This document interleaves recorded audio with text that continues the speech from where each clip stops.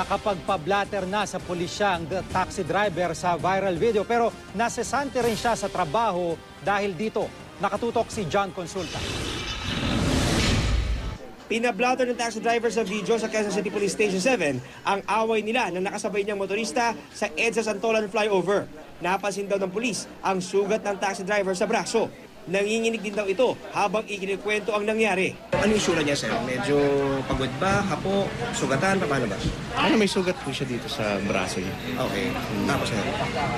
Ayun niya, kanento niya na nagkaroon daw ng insidente ng panunutok sa yung paninira doon sa taxi niya. Kaya hindi na rin daw niya nakuha yung plate number nga kasi kinabahan siya dahil tinutukan daw siya ng bala. Tumanging humarap sa camera ng taxi driver pero pumayag siyang makausap namin sa telepono. Hindi namin siya papangalanan at hindi babanggitin ang plaka ng kanyang taxi dahil sa pakiusap niya para sa kanyang kaligtasan. Kwento niya, nagkasabay raw sila ng SUV sa may Santolan. Paglipat niya sa kanang lane, inakala raw ng SUV na hinahabol niya ito. Bigla raw nag-cut ang SUV. Matapos pagtatadyakan ang pinto ng kanyang taxi, sinutok daw ng driver ng SUV ang bintana ng taxi, kaya ito ay nagkabasag-basag. Nasugatan daw ang kamay ng driver ng SUV. Sabi ng taxi driver, self-defense daw, kaya niya kinuha yung kutsilyo na panghiwa niya ng mangga sa loob ng kanyang taxi.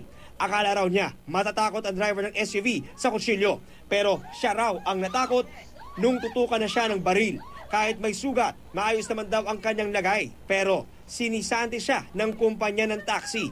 Pinag-iisipan pa raw niya kung magsasampa siya ng reklamo. May impluwensya at mayaman daw ang kanyang nakabangga. Kanina, pinanood ni Police Superintendent Mon Pranada, hepe ng QCPD Station 7, ang video ng insidente. Sa tulong ng video in-upload sa internet, nakuha nila ang plaka ng SUV. Meron ng grave threat kagad doon dahil yung gun toting. Tapos kung may papeles yung kung mayroon o wala yung papeles yung baril, so baka madagdagan pa ng illegal possession. Magbe-verification kami ngayon sa LTO kung kanino nakapangalan yon. Pupuntahan ng follow-up natin kung yung bahay nun, kung sino yung may hawak nun. So yun yung sasampahan natin. John Consulta, nakatutok, 24 oras.